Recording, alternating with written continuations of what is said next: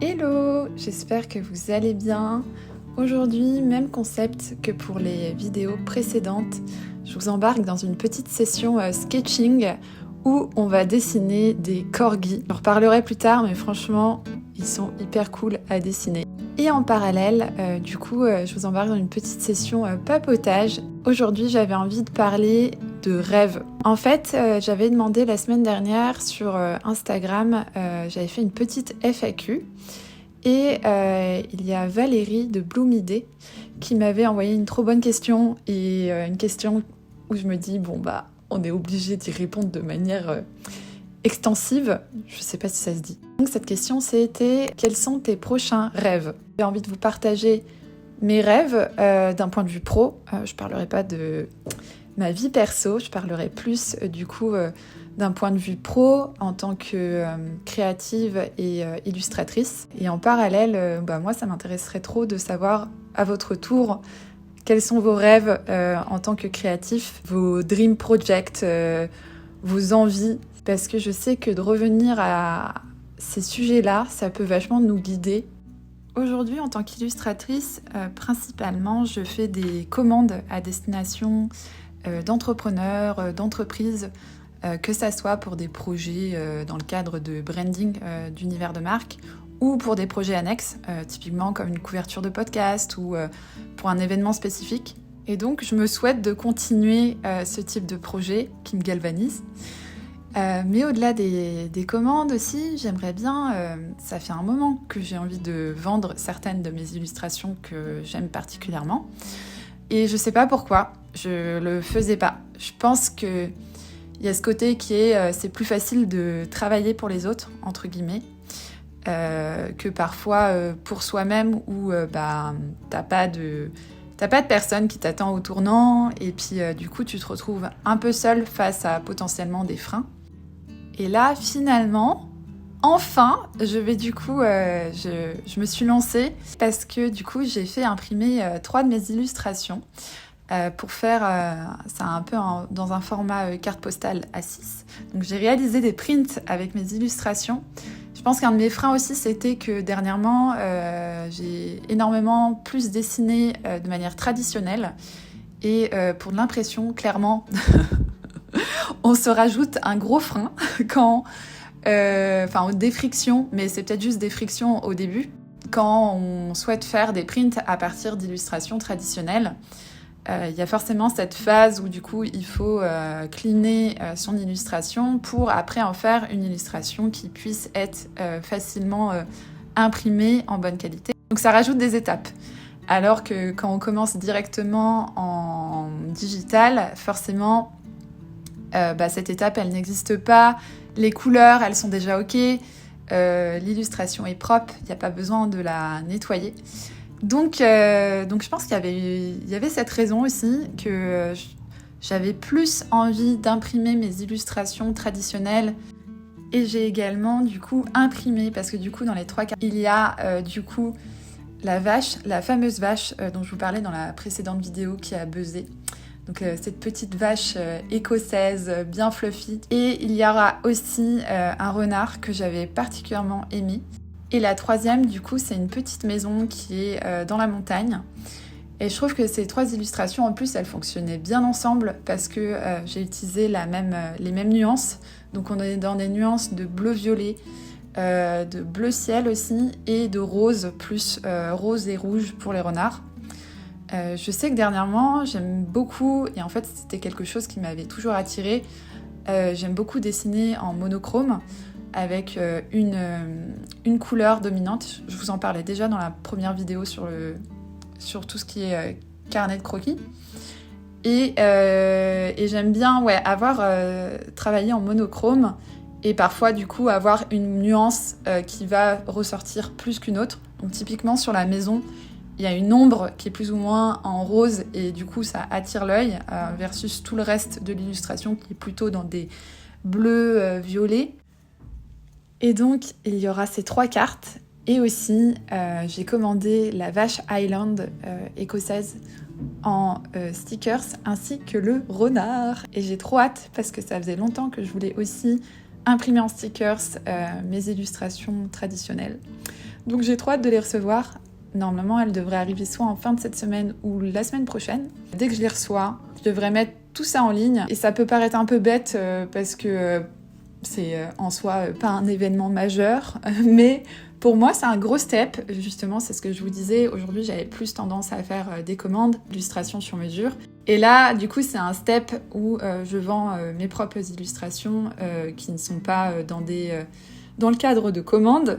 Je l'avais déjà fait aussi dans le cadre d'un carnet, mais là c'est un petit peu différent parce que c'est vraiment l'illustration qui est en fait au cœur.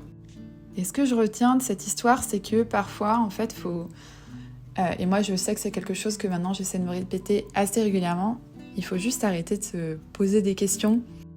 Je pense que j'avais plein de freins sur d'autres aspects, en dehors du fait que du coup c'était des impressions traditionnelles. Je pense que je voyais plus la montagne que finalement les petits steps que je pouvais faire.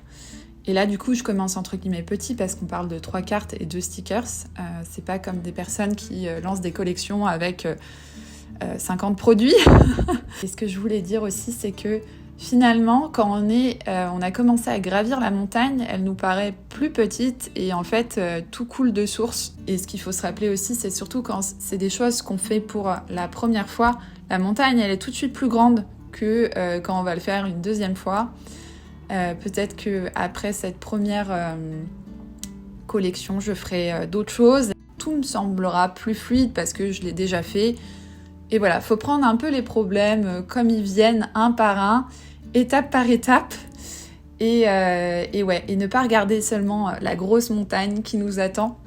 Dans mes autres rêves aussi, j'ai toujours été attirée par tout ce qui était plutôt édition. Comme vous le savez peut-être, mes sujets de prédilection, c'est particulièrement tout ce qui est lié au voyage, aux animaux, à la nature, à l'aventure.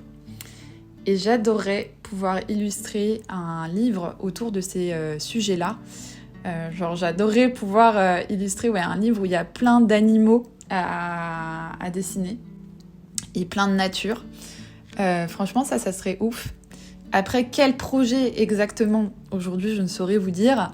Mais bon, voilà, j'ai cette idée qui germe tranquillement dans ma tête. Globalement, ce que je vous disais, oui, toute l'illustration éditoriale m'attire beaucoup.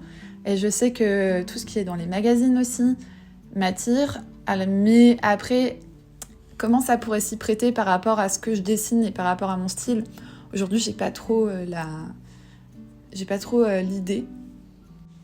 Un autre rêve, ou en tout cas quelque chose qui me tient vraiment à cœur et qui je pense arrivera à un moment ou un autre, c'est que j'aimerais trop, grâce à mes compétences en illustration et en dessin, pouvoir faire de la sensibilisation sur des causes qui me tiennent à cœur et du coup finalement mettre à dispo mes compétences pour des associations qui se mobilisent pour des causes. Les causes qui touchent l'écologie ou la protection animale me touchent particulièrement. Et typiquement, pour vous donner un exemple, il y avait une pétition que Pénélope Bagieux avait illustrée. Donc maintenant, je crois que ça remonte parce que justement, elle en reparlait dans un de ses posts.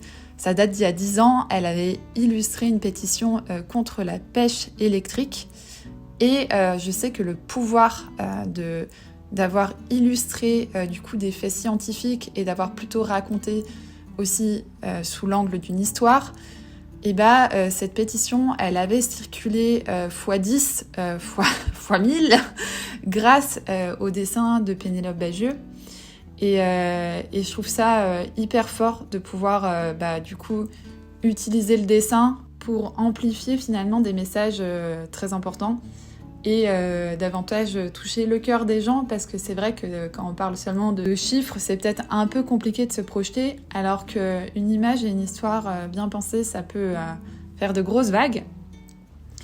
Et ça c'est quelque chose que j'ai dans le coin de ma tête, que j'aimerais vraiment faire à un moment. Je sais que Marie Spénal aussi, elle fait de la vulgarisation via des petites BD. Et un autre rêve que j'ai, ça c'est vraiment un goal ultime, c'est que j'adorerais avoir un atelier de création près de la mer et probablement en Bretagne. Ça serait vraiment ouf d'avoir un endroit dédié à la création, vraiment, ça serait tellement génial. Et en plus, près de la mer, pour pouvoir faire des petits after création, after work sur la plage. Mais bon, voilà, c'est le goal ultime. Et dans mon monde idéal, cet atelier, j'aimerais trop qu'il soit partagé avec plein d'autres types de profils. Ça pourrait être d'autres créatifs, ça pourrait être des développeurs, peut-être même des scientifiques, je sais pas. On peut partir loin, je pense. Ça serait hyper chouette de regrouper à un même endroit des personnes avec des profils différents, où on bosse sur nos sujets respectifs, tout ça. Mais peut-être créer des synergies aussi entre ces personnes-là. Encore dans mon monde idéal de ce projet, je me dis qu'il pourrait même avoir des temps, enfin que ça soit un peu un lieu de vie aussi, avec des conférences, voilà, où on peut... un endroit de discussion et d'échange. Donc voilà, qui est cette partie atelier et aussi un peu plus lieu de vie où il y a des événements, des conférences. Voilà, ça serait vraiment un de mes rêves de fou, mais ça me semble, là, quand je vous parlais de montagne tout à l'heure, clairement, là, ça me semble être une énorme montagne. On arrive tranquillement à la fin de cette vidéo, j'espère que vous avez aimé. Moi, j'ai adoré cette session sketching de Corgi, vraiment très agréable à dessiner, très fun, avec leurs longues oreilles, leur long corps et puis leurs attitudes. Je pense que ça sera pas la dernière fois que j'en dessinerai. Sur ce, il ne me reste plus qu'à vous souhaiter une bonne journée, une bonne semaine et puis à bientôt!